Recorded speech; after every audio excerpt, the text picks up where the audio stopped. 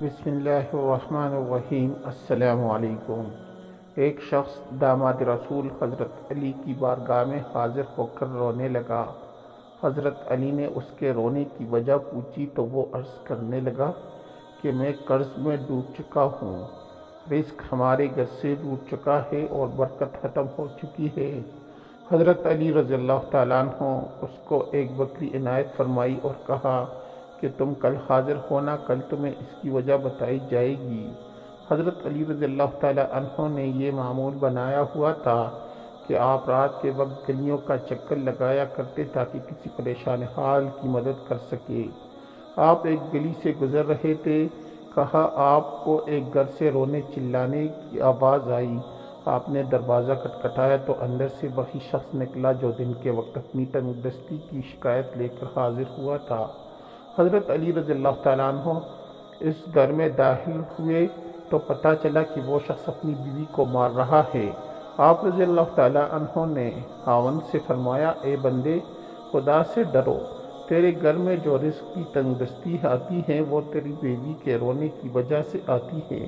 اے انسان، جس گھر میں عورت کے رونے کی آواز آتی ہے اس گھر میں رزق اور رحمت کے فرشتے داخل نہیں ہوتے۔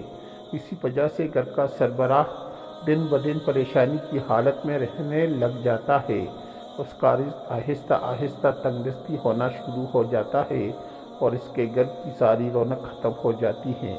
اس بات کو ذہن نشین کر لو کہ خدا نے اولاد مرد کی قسمت میں اور رزق عورت کی قسمت میں لکھ دیا ہے۔ اگر تم چاہتے ہو کہ تمہارے گھر میں رزق وافر مقدار میں اللہ تعالیٰ عطا کرے تو اپنی بیوی اور خاندان کو ہمیشہ خوش رکھنے کی کوشش کیا کرو۔ اگر تم اپنی فیملی کو خوش رکھنے میں کامیاب ہو جاؤ گے تو اللہ تعالیٰ تمہارے رزق اور عزت وقار میں اضافہ فرما دے گا۔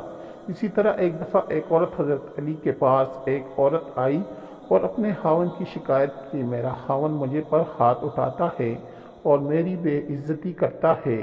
حضرت علی نے خاوند کو بلایا اور اس سے فرمایا، اے بندے، اللہ تعالیٰ نے مرد اور عورت سے مضبوط اس لیے پیدا کیا ہے کہ وہ اپنی عورت کی حفاظت کر سکے۔ اللہ تعالیٰ نے مرد کو مضبوط اور طاقتور اس لیے پیدا نہیں کیا ہے کہ وہ اپنی بیوی پر ظلم و تشدد اور اس کو ذلیل و خوار کرتا رہے۔ جو شخص ہر وقت اپنی بیوی کو ڈانٹتا رہتا ہے تو اللہ تعالیٰ ایسے شخص پر لعنت بھیجتا ہے۔ اس مرد نے جواب دیتے ہوئے کہا، اے علی رضی اللہ تعالیٰ عنہ، یہ عورت میری بیوی ہے، میں جو کچھ اس سے کہتا ہوں یہ میری بات سے انکاری ہو جاتی ہیں۔ حضرت علی رضی اللہ تعالیٰ عنہ نے فرمایا کہ تیری شادی کرنے کا مقصد یہ نہیں کہ تو نے اس کو غلام بنا کر لے آیا ہے، بلکہ شادی کرنے کا مقصد یہ ہوتا ہے کہ تو نے اس کو اللہ تعالیٰ سے اپنی نسل بڑھانے کے لیے مانگا ہے، جو تیرے اولاد کی بہترین پرورش کر سکے۔ یاد رکھنا، جس کو اللہ تعالیٰ سے مدد کے لیے طلب کیا جائے اس کو غلام بنا کر نہیں رکھا جاتا، بلکہ وہ عورت تو تیرے بچوں کی ماں ہے۔ تجھے تو اس عورت کا ہر وقت احترام کرنا چاہیے کہ اس نے تیری نسل کو آگے بڑھایا ہے۔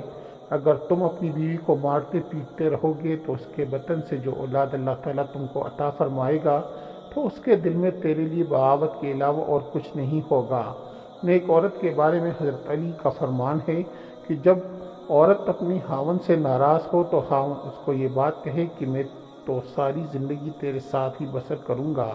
نیک عورت کی یہ نشانی ہے کہ وہ اپنی گھر کی اچھی و بری بات کسی سے ظاہر نہیں کرتی اور اپنے بچوں کی تربیت و پرورش اس طرح اچھی کرتی کہ معاشرے کے لوگ اس کی تعریف کیے بغیر نہ رہ سکے۔ روز قیامت بھی اللہ تعالیٰ نیک عورت کو جنت میں اعلیٰ مقام عطا فرمائے گا۔ نیک عورت وہ ہے جو اپنے خاوند کے غیر موجودگی میں اپنی عزت و مال کی حفاظت کرتی ہیں۔ کسی نے حضرت محمد صلی اللہ علیہ وآلہ وسلم سے دریافت کیا کہ بہترین عورت کون سی ہے؟ حضرت محمد صلی اللہ علیہ وآلہ وسلم نے فرمایا کہ سب سے اچھی وہ عورت وہ ہے جب اس کا شوہر اس کو دیکھے تو خوش ہو جائے، شوہر کے ہر حکم کی پیروی کرے، کوئی ایسا کام نہ کرے جو اس کے عزت اور شوہر کی عزت کے خلاف ہو۔ عورت کی محبت سب سے زیادہ اس کے شوہر کے لیے ہونی چاہیے۔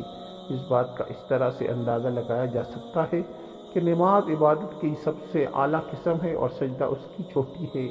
بیوی کی محبت خاوند کے ساتھ اتنا ہی زیادہ ہے کہ اس کی مثال قائم کی گئی ہے۔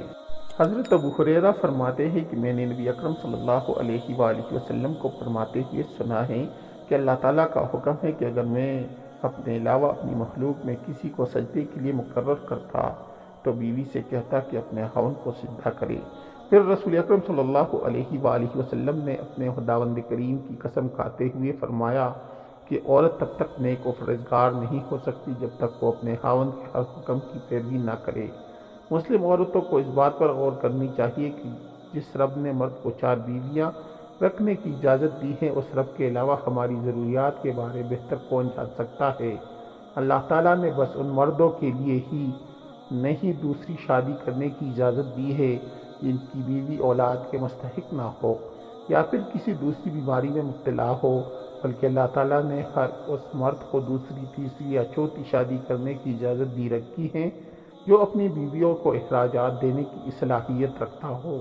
جو خواتین اپنے مردوں کو دوسری شادی کرنے کے لیے منع کرتی ہے، ان عورتوں کو اللہ تعالیٰ سے ڈرنا چاہیے۔ میاں بیوی کے لیے بہترین زندگی گزارنے کے لیے دونوں میں محبت اور پیار کا ہونا ضروری ہے۔ اگر دونوں کے درمیان کسی وجہ سے کوئی مسئلہ پیدا ہو جائے تو مردوں کو چاہیے کہ وہ اپنے گھر والوں کو بیچ کر صلح کروانے کی کوشش کرے۔ اگر بات بڑھ جائے، اگر عورت مرد کی نافرمانی کرنے لگ جائے یا اپنے مرد کی حکم کی تعمیل کرنے سے انکاری ہو جائے، اس مرد کو چاہیے کہ اپنی بیوی کو اللہ تعالیٰ کے غضب سے ڈراتا رہے اور خاوند کے حقوق کے بارے آگاہ کرے۔ اگر ایسا کرنے سے بھی بیوی راضی نہ ہو تو اس کے ساتھ ہم بستری کرنا ترک کر دے۔ ہو سکتا ہے کہ بیوی ایک نہ ایک دن اپنے خاوند کی فرمانبردار بن جائے اور گھر ٹوٹنے سے بچ جائے۔ اللہ تعالیٰ نے یہ سب کام کرنے کا حکم فرمایا ہے۔ اس سے ظاہر ہوتا ہے یہ ہماری بھلائی کے لیے بہتر ہی ثابت ہوگا۔ اگر ایسا کرنے سے بھی عورت باز نہ آئے تو خاوند کو چاہیے کہ بیوی کو تھوڑی سی مار لگائے جس سے نہ تو نشان پڑے اور نہ ہی ہڈی وغیرہ ٹوٹے۔ جو مرد اس حدیث پر عمل کرتے ہوئے اپنی بیوی پر ناجائز سختی پر اتر آتے ہیں تو ایسے مرد اللہ تعالیٰ اور اس کے رسول کی ناراضی حاصل کر رہے ہوتے ہیں۔ حدیث میں ہے کہ جو مرد اپنی بیویوں کو مارتے ہیں وہ لوگ اچھے نہیں ہیں۔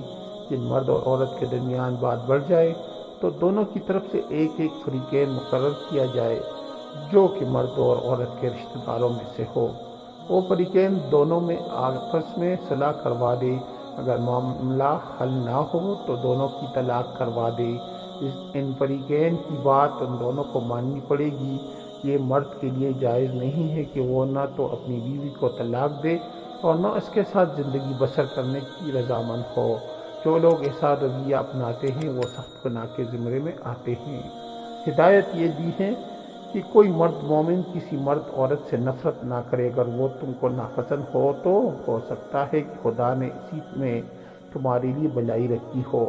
نبی اکرم صلی اللہ علیہ وآلہ وسلم نے فرمایا، اگر کسی عورت کی آپ کو کوئی بات ناپسند گزرے تو اس کو معاف کر دیا کرو، کیونکہ یہ اس میں کوئی نہ کوئی تو صلاحیت اچھی بھی ہو سکتی ہے۔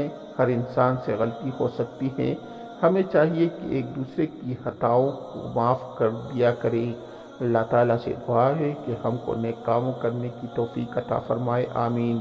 معزز ناظرین کرام، اگر آپ لوگوں کو میری ویڈیو اچھی لگی ہو تو میرے چینل کو سبسکرائب کریں، اس ویڈیو کو لائک کریں اور دوستوں کے ساتھ شیئر کریں۔ شکریہ۔